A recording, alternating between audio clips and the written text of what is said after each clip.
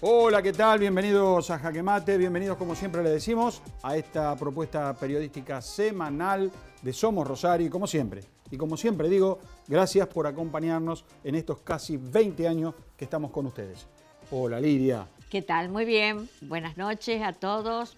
Y eso de casi 20 años ya son muchos, no lo digas tanto no, porque... No hace y muy sí, antiguo, ¿no? No hace no hace antiguo, muy antiguo. No hace antiguo, sí. Bueno. Antiguos en todo sentido, digamos. Pero eso no se quita. No. Esto no te lo quitan y tampoco no lo podés comprar, ¿eh? Soy una joven antigua, como decía Claro, una pero no se señora compra amiga. eso. Las antigüedades no se compran, ¿eh? No, para nada. En el ser humano, digo, ¿no? No se compran. No se compran. Bueno, hoy vamos a tener un lindo, creo que vamos a compartir un lindo programa. Por un lado, y ya está con nosotros, está el doctor Mario Argüello, que es cirujano cardiovascular, cordobés, pero acá está con nosotros, acá en Rosario, y va a venir a hablar, y va a hablar con nosotros de una operación bastante atípica, no es una cosa que se da todos los días, y que se llama reemplazo aórtico total. Va a explicar, yo vi las imágenes, me las explicó él, es impresionante lo que se hace en medicina. Pero más impresionante es tener este tipo de profesionales en Rosario. Exactamente, sí. Eso es lo lógico, importante, lógico. porque nosotros hablábamos, sí, allá, sí, acá, pero lo tenemos acá en Rosario y hace operaciones increíbles, realmente increíbles. Y esta que vamos a ver y que él va a explicar, yo le aseguro a usted que es increíble lo que puede hacer unas manos de un cirujano, obviamente que trabaja en equipo, pero lo que pueden hacer, realmente han avanzado enormemente. Vamos a decir que una vez te operó a vos. Una vez, no solamente me operó. Yo me acuerdo cuando lo... Me dio vida. Yo siempre digo, me dio vida. No es que me operó. Cuando lo conocí dije, cuando lo vi dije, ay, qué joven. Pero me dio vida. Exactamente. Y la vida no tiene precio. Exacto. A veces yo le digo, son dioses. Son dioses humanos. Y sí. Por lo que hacen. Están por ahí, lo que hacen. Claro. Bueno, sí. ¿Qué más? Bueno, además vamos a volver a la realidad de la educación, cómo está la educación, y ya está en estudio la doctora Karina Cabos, que viene recién de un congreso que se hizo en el exterior, en México, y vamos a charlar un poco cómo nos ven, cómo estamos nosotros. Por otra parte, si Dios quiere, y si todo se da, vamos a tener una videollamada con el ingeniero naval Gustavo Alfonso. Con él vamos a hablar, es un máster en administración, lo que se llamaría un capo, como dicen, dice mi amigo Jorge Metz, un capo en tema de hidrovía, en tema de todo lo que significa dragado. Actualmente está en Brasil. Con él vamos a hablar, pero ¿sabe de qué? El Canal Magdalena. ¿Sirve hacer el Canal Magdalena? ¿Es beneficioso para la economía argentina el Canal Magdalena? ¿O hay que empezar a sospechar de otras cosas? Eso porque hace muy poquito tiempo el presidente Alberto Fernández lo anunció junto al gobernador de Buenos Aires la importancia que tenía y que había que licitar para hacer el dragado del Canal Magdalena. Bueno, vamos a hablar. ¿Qué otra cosa? Y además, también ya está en estudios, y vamos a comenzar con él, el psicólogo Miguel López, con quien vamos a hablar las pérdidas. Las pérdidas, por ejemplo, en una pareja. Vamos a ver cómo se maneja, cómo se llega a manejar una pérdida cuando hubo tantos años de matrimonio. De convivencia. Exactamente. Es duro. Es duro. Supongo que es duro. Sí. Así que bueno, vamos a charlar con él cómo se maneja todo eso. Y en un minuto les cuento algo muy cortito, Lidia.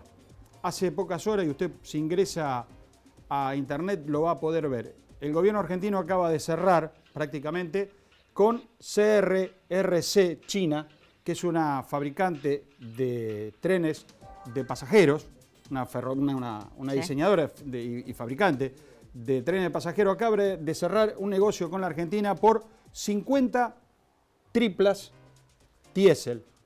Pero este aquí, que las 50 triplas diésel, ninguna viene a Rosario. Todas se quedan en la zona oeste de Buenos Aires. O sea, van a quedar para el Mitre, Roca, San Martín, Sarmiento, Belgrano Sur, Belgrano Norte, algunas, y la otra va para el Urquiza, porque vienen en 3 trochas. Y después nos hablan de federalismo. Bueno. Bueno, ¿Algo ya más? llegarán algún día. Sí, algún día. Algún día llegarán Algún los día. trenes.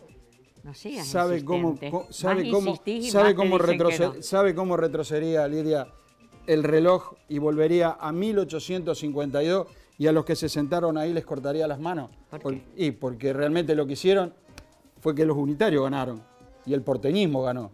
El resto del país la mira por televisión. Bueno, todo. eso fue siempre así. Bueno, pero esa es mi Eso opinión. fue. Bueno, Vamos a la presentación. a la presentación. Esto es Jaque Mate y así nos presentamos.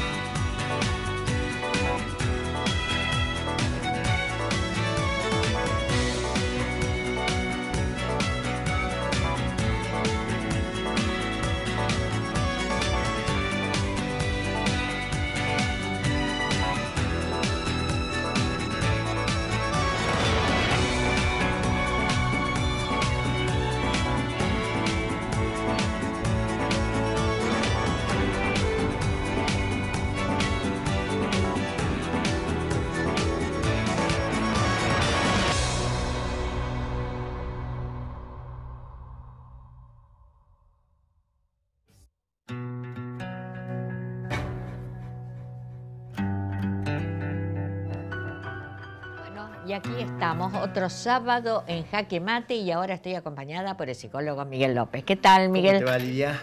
Muy bien, muy bien. Bienvenido a esta noche de sábado.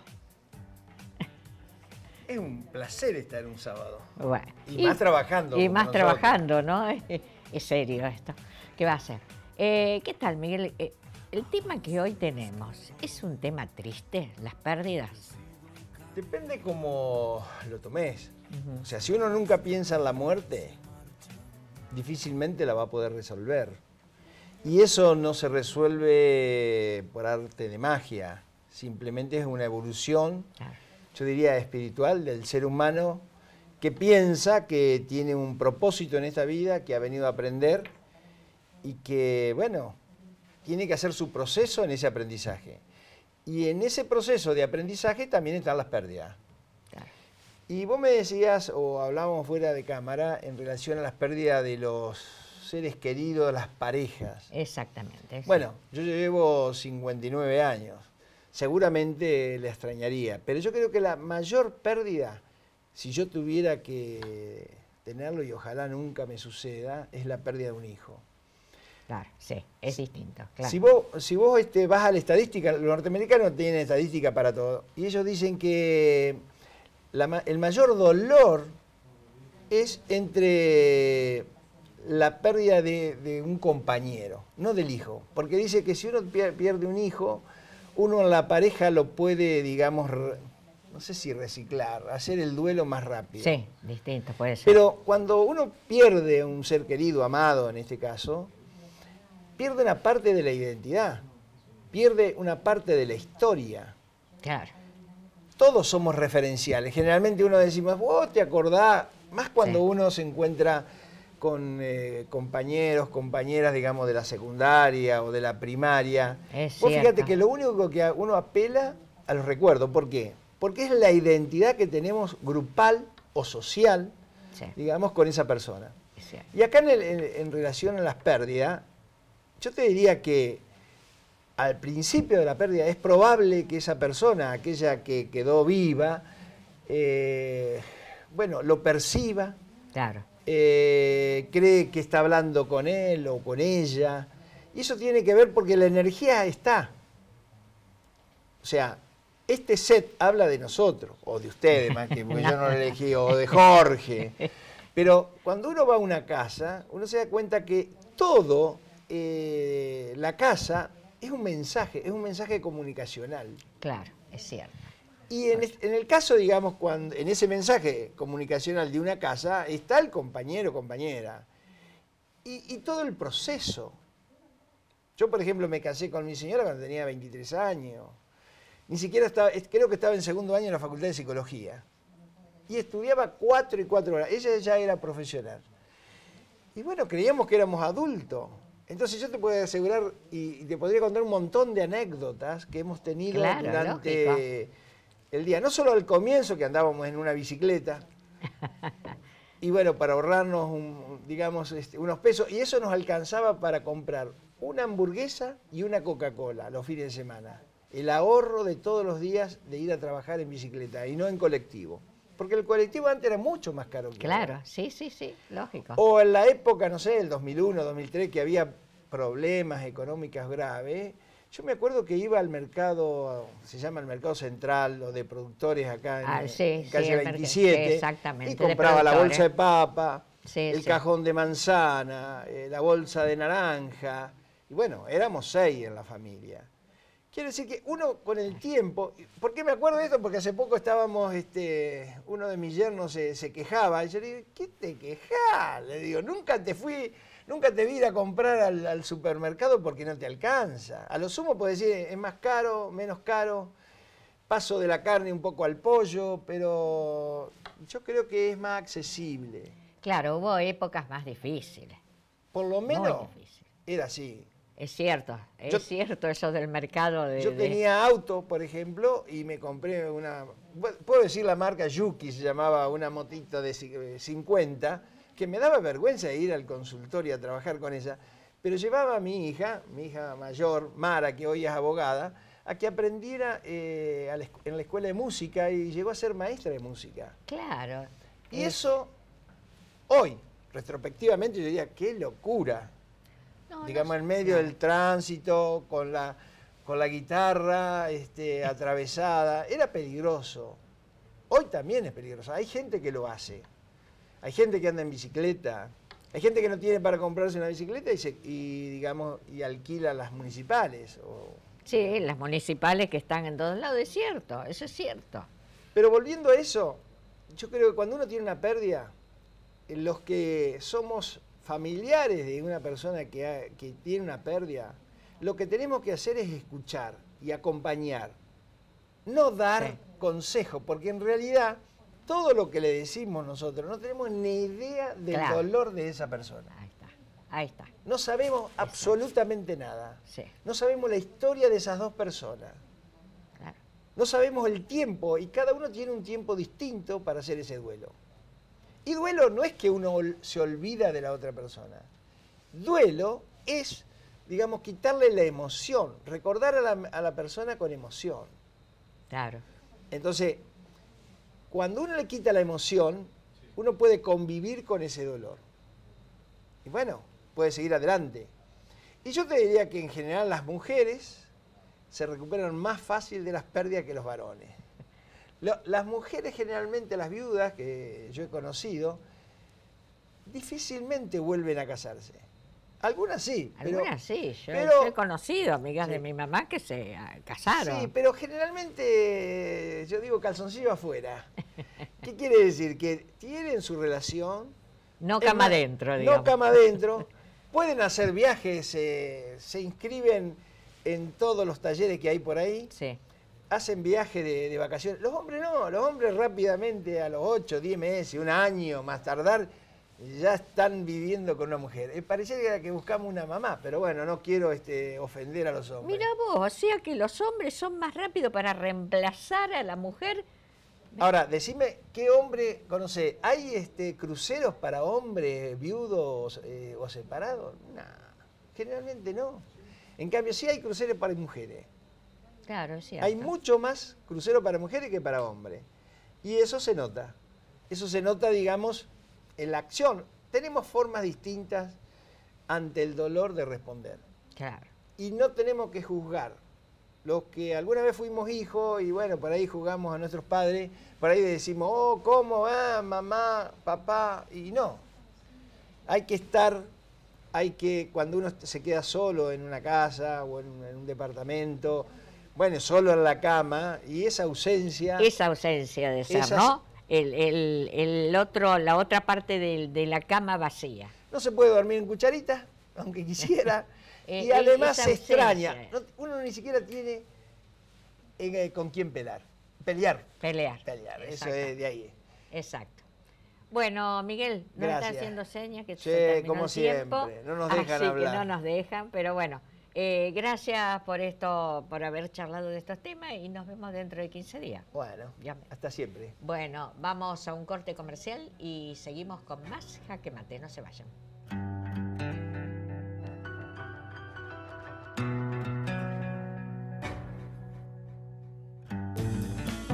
En Banco Santa Fe, tu préstamo es personal. Te damos hasta 8 millones de pesos para que hagas lo que quieras. Como ella, que se mandó a hacer una fuente en el patio de su casa. Son 2 gotas de agua. Banco Santa Fe, acá para vos. 6, 5, 4, 3, 2, 1, y 6. Son solo 6 pasitos, Kini 6. 6, 5, 4, 3, 2, 1, Kini 6. Son solo 6 pasitos. A la suerte hay que ayudarla. Con el Kini estás a 6 pasos de tus sueños. ¿Qué esperás para cumplirlos? 6, 5, 4, 3, 2, 1, Kini 6.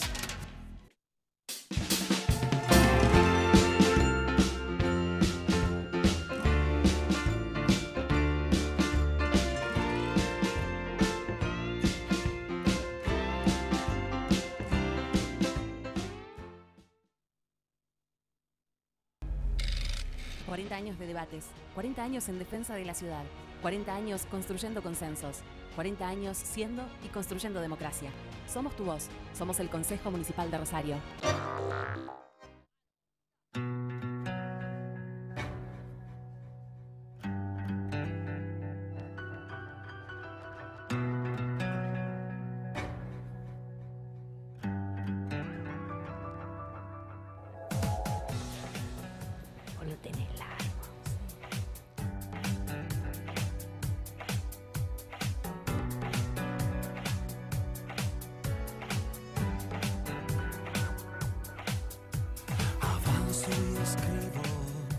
Seguimos en Jaque Mate y como había anunciado al comienzo del programa, en la presentación, estamos con el doctor Mario Argüello, que es cirujano cardiovascular en Rosario, cordobés de nacimiento, pero vive con nosotros y está junto a nosotros. Mario, bienvenido a Jaque Mate, gracias por estos minutos que vamos a compartir.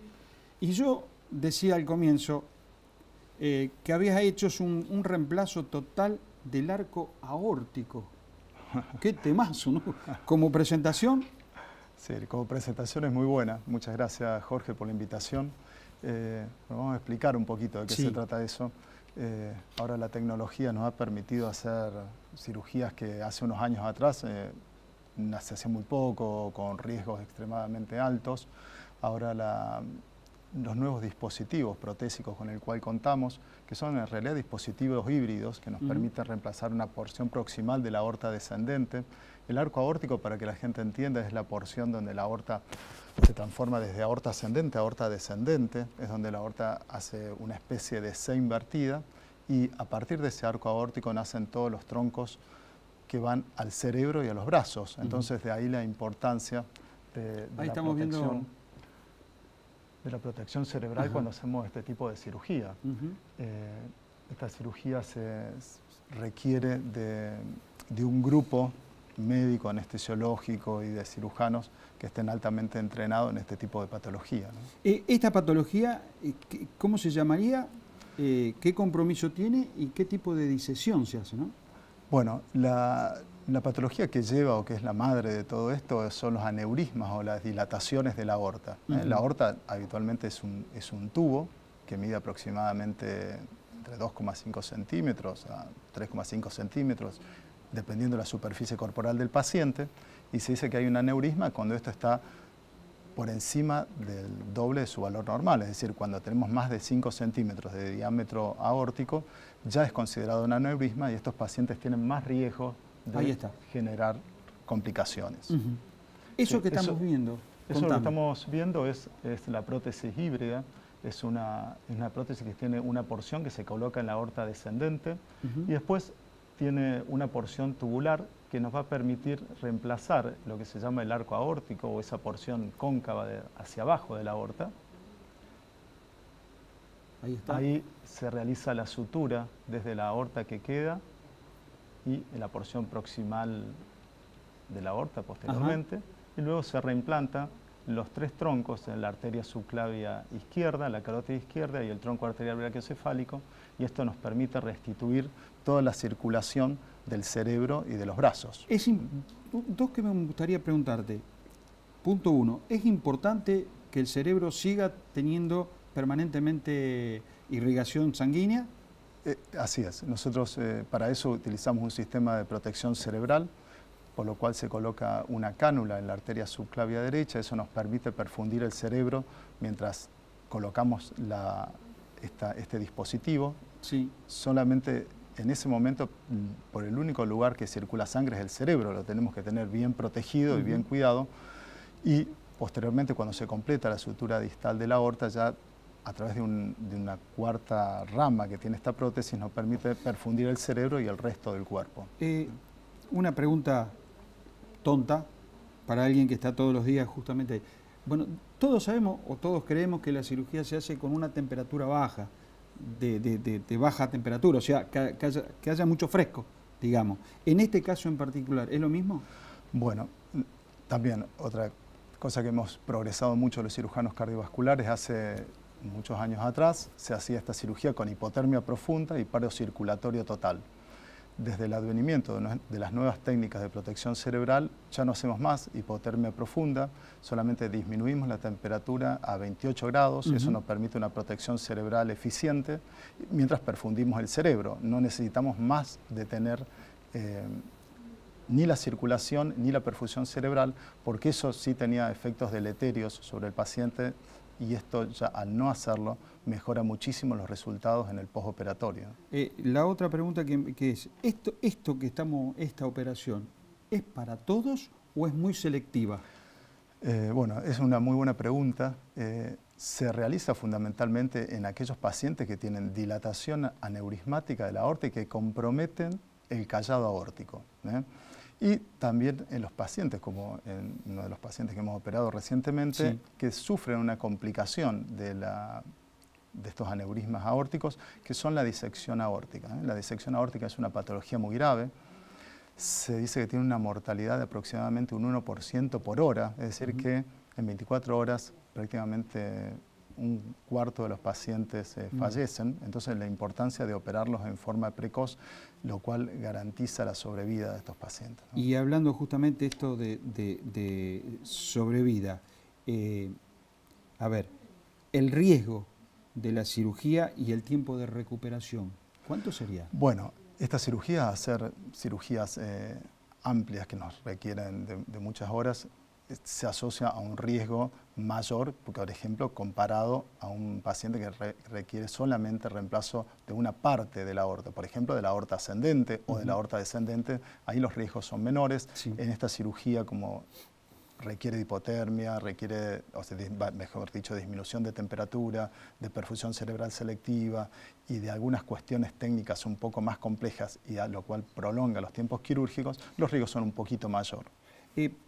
A ver, el tiempo para recuperarse en la persona que es sometida a esta operación, que es, si me equivoco, corregime, Mario, es a cielo abierto, a corazón abierto. Sí, es una cirugía a cielo abierto, en lo cual no sacamos el corazón, porque por ahí porque hay algunos pacientes creen que sacamos el corazón, no lo hacemos, el corazón queda en el lugar, lo único que sí sacamos es la aorta, pero repito, estos nuevos dispositivos híbridos nos permiten salvar muchas vidas y gracias a Dios los resultados que tenemos con este grupo de pacientes es muy bueno. ¿Qué tiempo pasa el paciente desde la operación a su ida a casa? Nosotros en los últimos pacientes que hemos operado han estado internados una semana, entre 6 y 7 días. Un poquito, casi un poquito más que un paciente que se opera, por ejemplo, de cirugía coronaria o cirugía valvular. A ver, ¿algo parecido a lo mío? Claro, un poco más de tiempo, quizás. Con relación a lo mío. Con relación a lo tuyo. Me gustaría que me hables, porque contigo conversando escuché una palabra, una cirugía, es híbrida arco aórtico. ¿Qué es bueno, eso? Las cirugías híbridas del arco aórtico son en aquellos pacientes que, por ejemplo, que tienen una disección o una ruptura de la aorta que está a nivel del callado o en la porción proximal de la aorta descendente.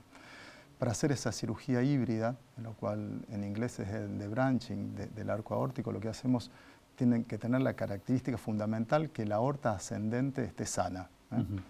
Desde la aorta ascendente hacemos un bypass a cada uno de los troncos supraórticos, como hemos visto en la cirugía previa, y posteriormente se coloca una endoprótesis por vía femoral, y eso lo hacemos en forma conjunta con los cardiólogos intervencionistas. Es una cirugía que, a diferencia de la anterior, no requiere circulación extracorpórea, y ahí los pacientes se recuperan también muy bien y muy rápidamente.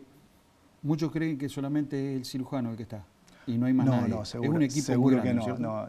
Los cirujanos tenemos que trabajar en conjunto, y acá somos muchas personas que trabajamos, somos anestesiólogos, cirujanos, instrumentadores, perfusionistas, que son las personas que participan en la circulación extracorpórea, y por supuesto los recuperadores cardiovascular, los enfermeros que están permanentemente al lado nuestro, y realmente es un grupo muy grande de personas, y esto hace que los resultados nos acompañen, ¿no?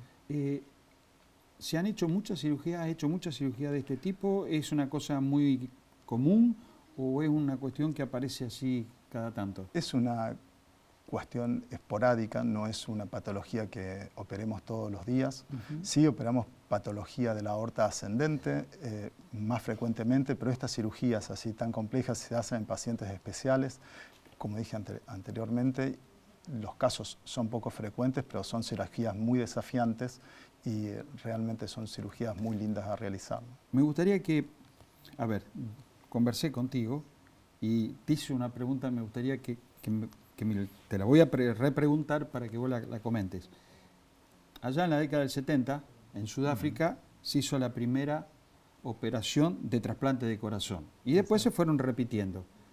Desde hace ya muchísimos años, no tengo cantidad, pero muchísimos años, no hay más trasplante de corazón. Y yo te lo pregunté, ¿por qué no se hacen más trasplantes de corazón? Bueno, no es que no haya más trasplante de corazón, quizás hay menos trasplante de corazón que en la década de los 90.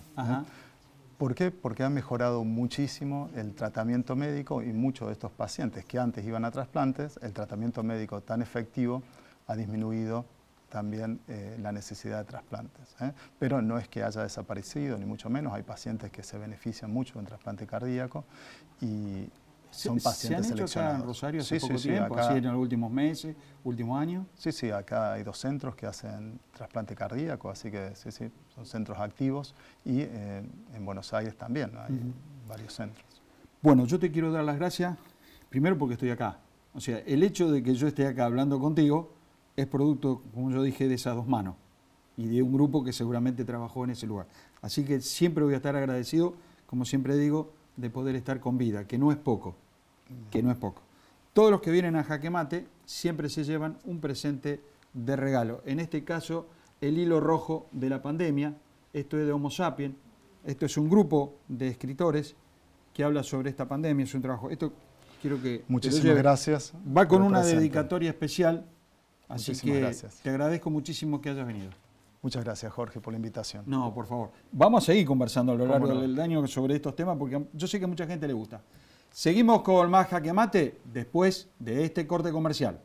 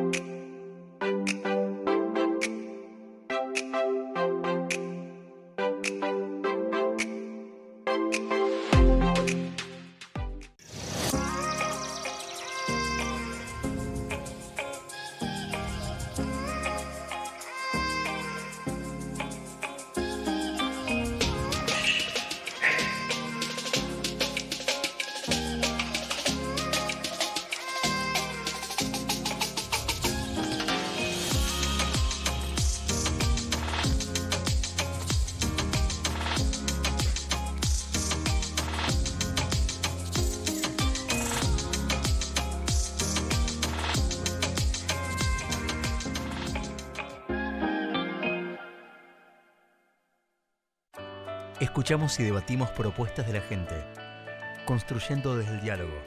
Más allá de nuestras diferencias, Una sociedad mejor. todas las voces son necesarias. Para una Santa Fe que incluya con las mismas oportunidades y derechos. Todas las voces, una misma provincia. Cámara de Diputadas y Diputados de la provincia de Santa Fe. El monumento no podía seguir a oscuras. Tenía que brillar con luz propia. Vení a verlo. Más y mejor iluminación acá y en toda la ciudad. Municipalidad de Rosario.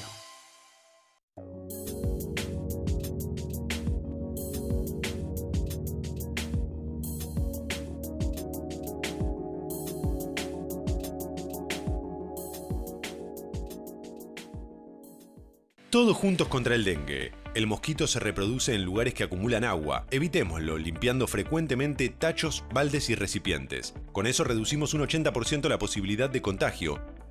También recordá usar repelente, especialmente a la mañana y a la tarde. Y en caso de tener fiebre, cansancio, dolores corporales, erupciones en la piel, vómitos o diarrea, consultá en el centro de salud más cercano. Entre todos, podemos evitar el contagio. Santa Fe Provincia.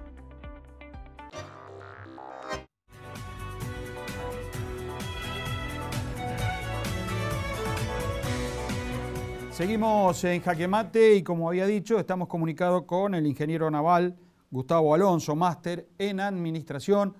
Gustavo, bienvenido esta noche aquí a Jaque Mate. Gracias por estos minutos que nos vas a permitir compartir con nuestra audiencia. Bueno, gracias a ustedes, un gusto y muchas gracias por la invitación.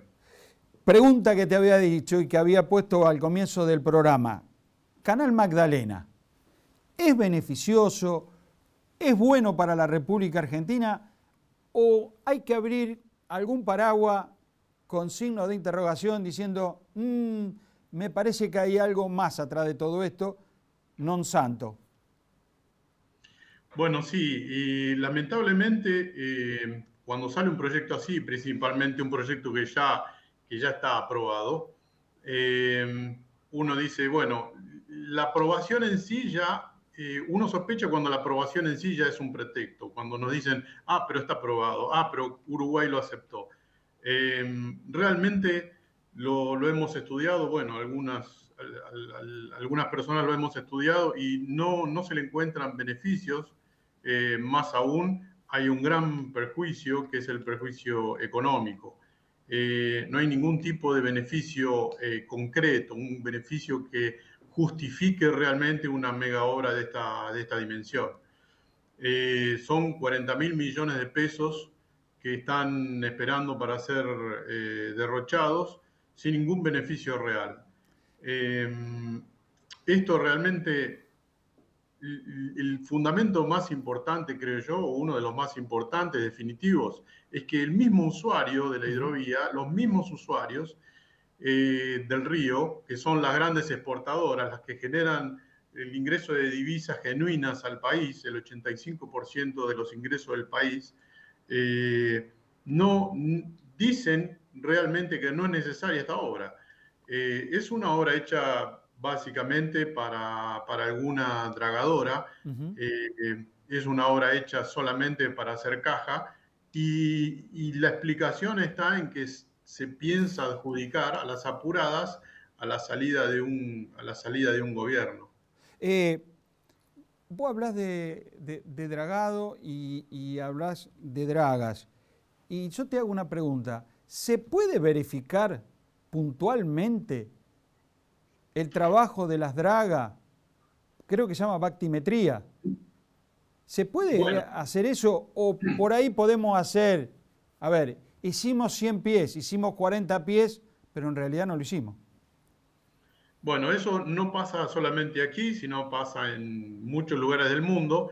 El trabajo de dragado es un trabajo, son obras de ingeniería muy interesantes, pero también cuando no se maneja bien la obra, mejor dicho, cuando no hay un control por parte del contratante, casi siempre es el Estado, en un Estado nacional, es el mejor negocio del planeta, porque no hay control. Entonces se puede informar, entre comillas, un volumen dragado que en realidad nunca fue dragado. ¿Por qué?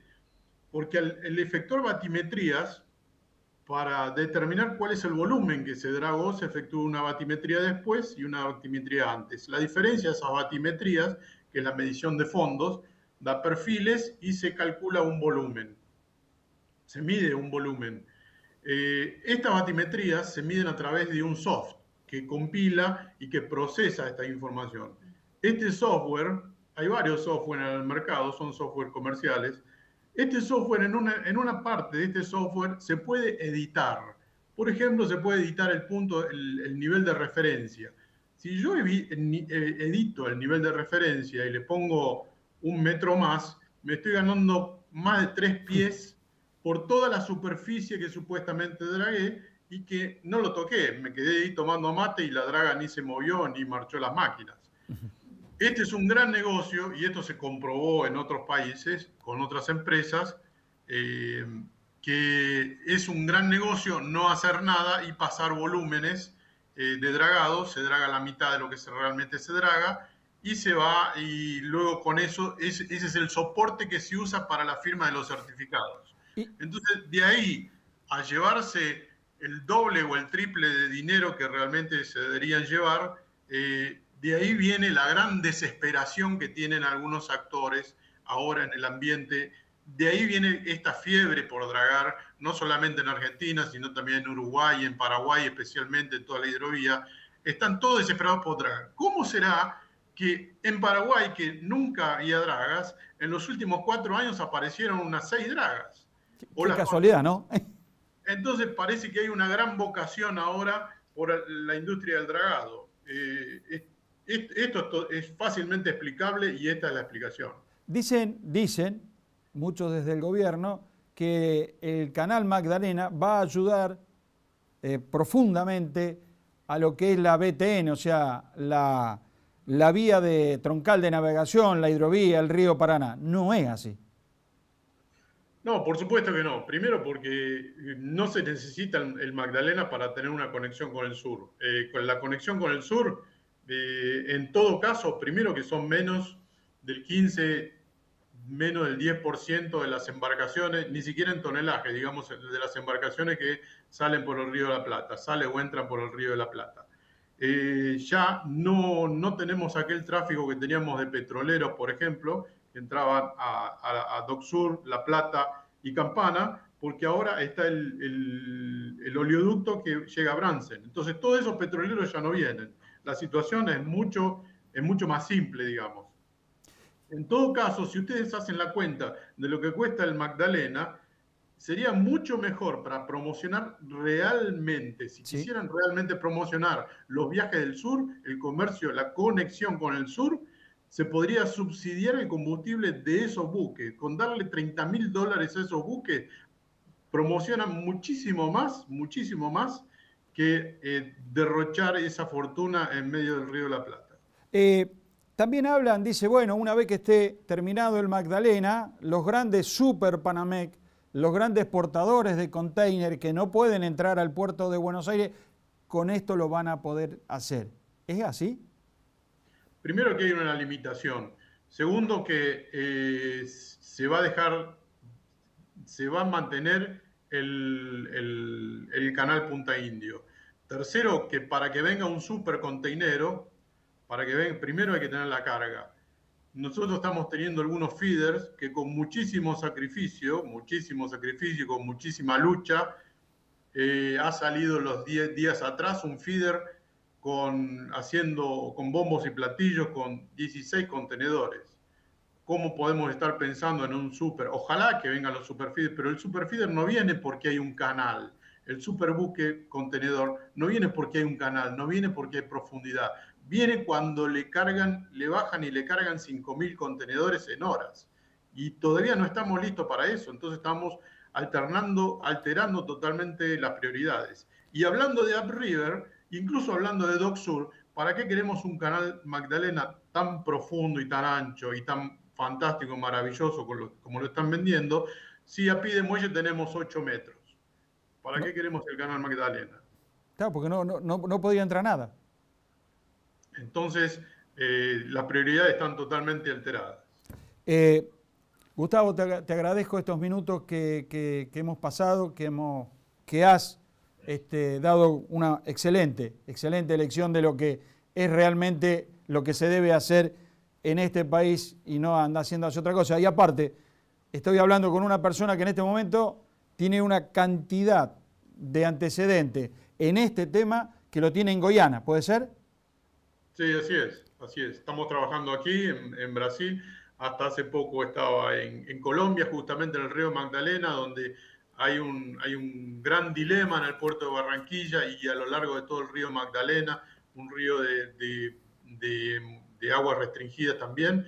Y este problema del dragado y de la moda de dragar es en general, aparece en muchos casos en Latinoamérica. Te mando un abrazo muy grande y gracias por estos minutos. Un saludo a todos y un abrazo grande. Muchas gracias a ustedes. Seguimos con más Jaque Mate y después de este comercial, la doctora Karina Cabo acá, en Jaque Mate, hablando de educación.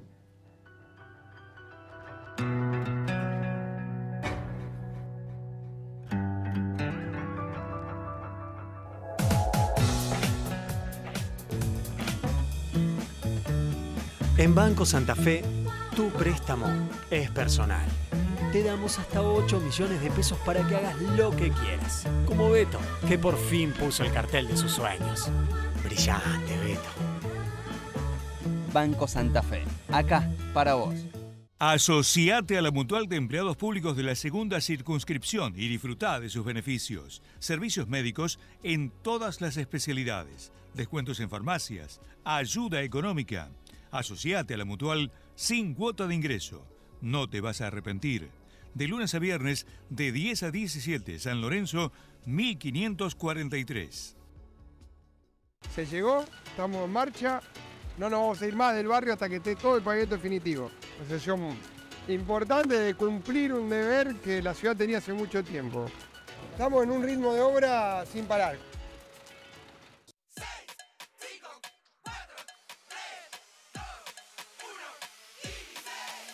Son solo 6 pasitos, Kini 6. 6, 5, 4, 3, 2, 1, Kini 6. Son solo 6 pasitos. A la suerte hay que ayudarla. Con el Kini estás a 6 pasos de tus sueños. ¿Qué esperás para cumplirlos? 6, 5, 4, 3, 2, 1, Kini 6.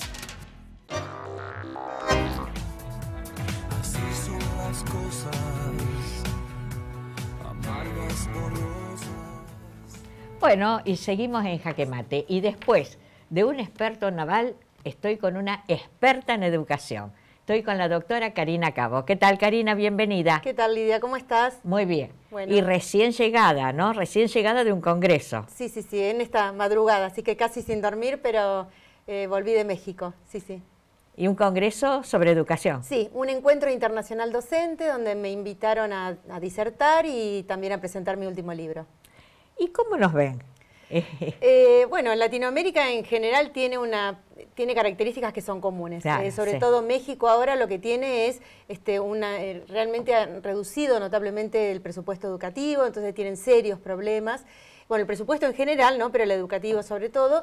Y bueno, y tenemos los mismos problemas. Ellos ven que la capacitación docente es clave a partir de lo que nosotros fuimos proponiendo, ¿no? Porque también estamos a través de una cátedra con una colega, estamos tratando de ver cómo capacitar a distintos países porque nos parece interesante esto de ver de qué manera cambiar el paradigma, cambiar la mirada, cómo vemos las infancias, cómo vemos la escuela, porque si no seguimos tomados del siglo XIX, y bueno, la escuela obviamente cambió la realidad y la escuela debe cambiar. Claro, cambió la realidad de los chicos también. Así es. Cambió la realidad de todos, la realidad nuestra, la de los docentes, todo. Entonces hay que ayornarse, ¿no? Sí, por eso digo, hay que cambiar de paradigma, hay que capacitar a los docentes y sobre todo ver de qué manera podemos estar en el aula con lo que los niños y los adolescentes nos piden hoy, ¿no? Claro. ¿Y se está haciendo? Se está haciendo lo que se puede. hay mucha voluntad docente, pero obviamente si no hay lineamientos generales, no hay decisión política. Yo creo que esta palabra, ¿no? Decisión política, o estas palabras son fundamentales a la hora de ver, bueno, cómo cambia la sociedad. Si no hay decisión política, más inversión económica, Claro, no hay posibilidad de cambio social. Y no se está haciendo demasiado. Yo creo que no hay interés en un cambio profundo, porque yo escuchaba al ministro nacional que se agregó la hora 25, que es esa hora extra que tienen los chicos de matemática o de lengua. Pero, por ejemplo, las docentes se quejaban que todavía no habían pagado. En general, las docentes no toman esa hora porque tienen doble turno, se tienen que ir al otro turno, entonces viene una docente de afuera. Claro. Entonces, bueno, creo que tiene más complejidad que de solución. Y a su vez también dice, bueno, entregamos libros. Bueno, los libros hay que enseñar a leerlos, hay que trabajar con los libros y creo que eso es lo que necesita. Hay que capacitar a los docentes para que después vemos si son libros, si son revistas, si son libros digitales, lo que leen nuestros niños, pero sobre todo la capacitación docente sobre lectoescritura, sobre hablar y escuchar, que son también habilidades que son necesarias hoy por hoy. Y bueno, y obviamente con las matemáticas también. Claro, lógico. Vos venís de un congreso.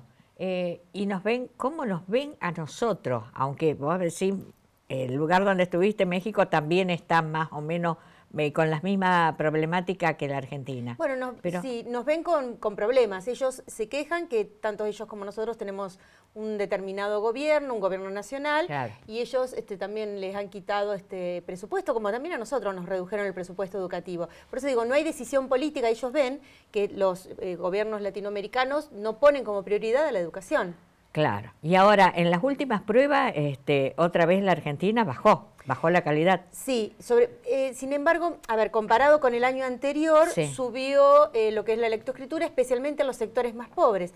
Eso quiere decir que cuando los chicos estuvieron en pandemia no aprendieron, claramente fue así, claro. Aprendieron los sectores medios, los que tenían conectividad, claro, los que tenían una computadora, pero los sectores más bajos apenas si recibían a lo mejor una actividad vía WhatsApp o alguna radio comunitaria, bueno, lo que pudieron hacer las maestras.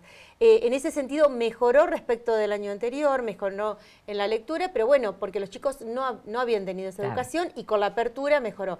Pero claramente no son los resultados que queremos, no son los resultados que como país queremos, siempre y cuando creamos que la educación es el motor de cambio, que claro, yo creo que sí.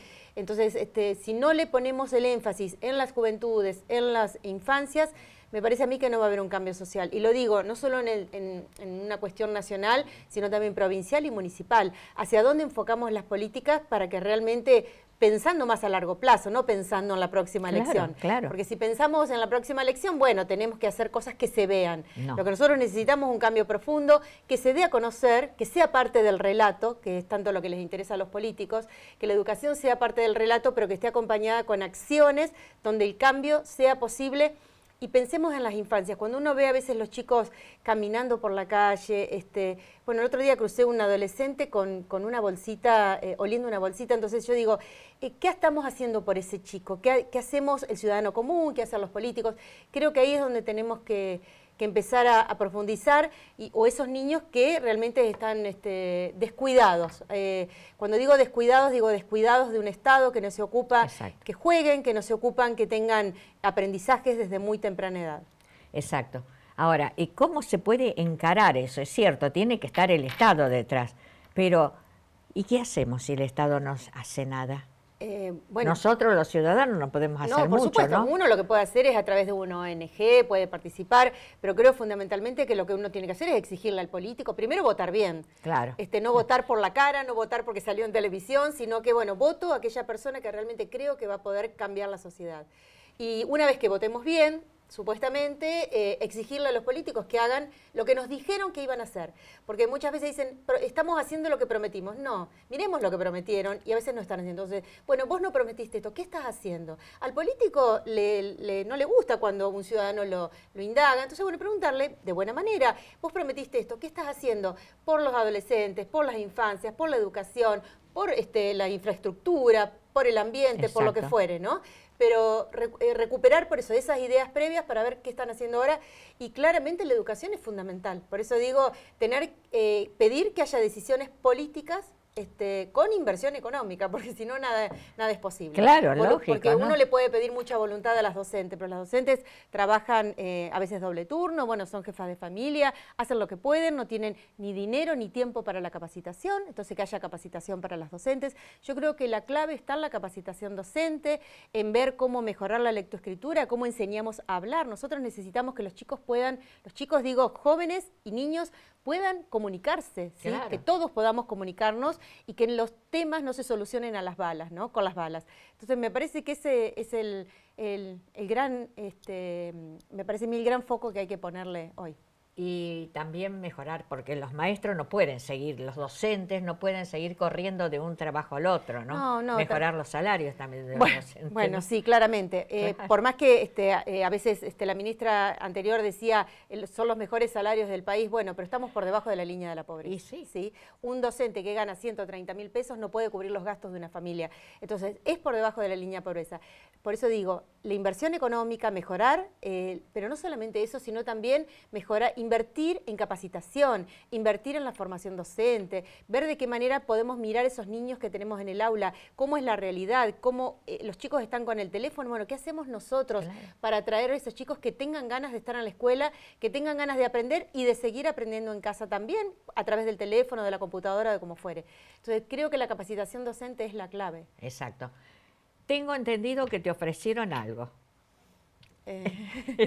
¿Puede ser? Puede ser, sí. En sí. épocas de elecciones, ¿viste? Y siempre, sí, siempre. Pero bueno, yo soy muy agradecida, así que agradecí la oportunidad de que pensaran en mí, pero me parece que no era lo adecuado y bueno, como siempre agradezco. Mi aporte siempre es técnico, yo sí puedo aportar cada vez que me han llamado algún político previo a las elecciones o durante yo lo he hecho, he aportado. ¿Y te escuchan? Sí, porque si es previo a las elecciones, sí. Pero después, bueno, yo trabajé con Jorge León, trabajé con Chiqui González, trabajé después como secretaria de Cultura y Educación, pero bueno, siempre que pude aporté dentro de lo técnico, pero no desde algo, yo no soy política ni quiero serla. No, vos sos profesional de la educación, ¿no? Así es. Bueno, Karina, se nos terminó el tiempo, lástima, porque para charlar con vos tenemos mucho de qué hablar. Hay un libro de Ebel Barat, La bruma y los pasos. Es una gentileza de Homo Sapiens y de Jaque Mate por tu paso por aquí. Bueno, muchas gracias. Tengo de Ebel y lo he leído, así que muchas gracias a Homo Sapiens. No lo tenés. No, no, y a ustedes, porque siempre es un detalle que valoro mucho. Bueno, gracias por haber estado y te vamos a seguir convocando para ver si hay solución en algo podemos salir adelante. Ojalá que sí. Bueno, gracias. Ahora vamos a un corte comercial y la despedida de Jaque Mate.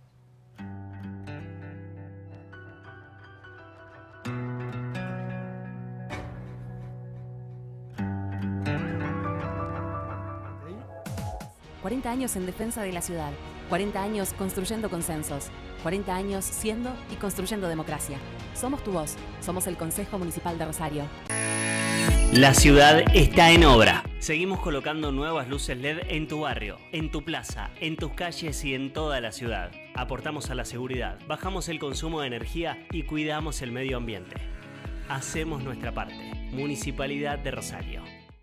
Chelas Ópticas, desde 1887, siempre primera en innovación. Peatonal Córdoba, 1077. Teléfono 449-5080.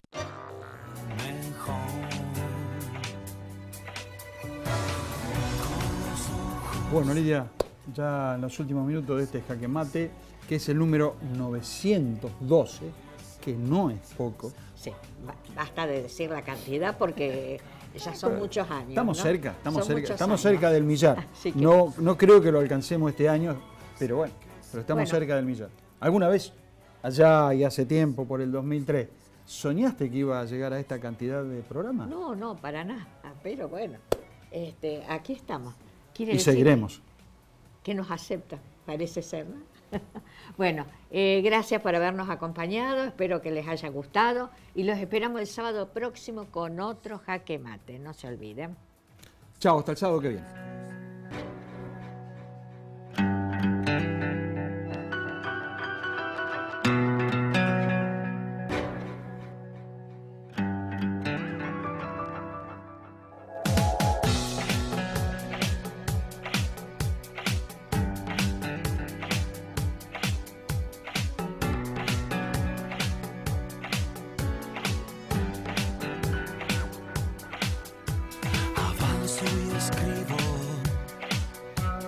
sido un camino, las ganas que quedan se marchan con vos.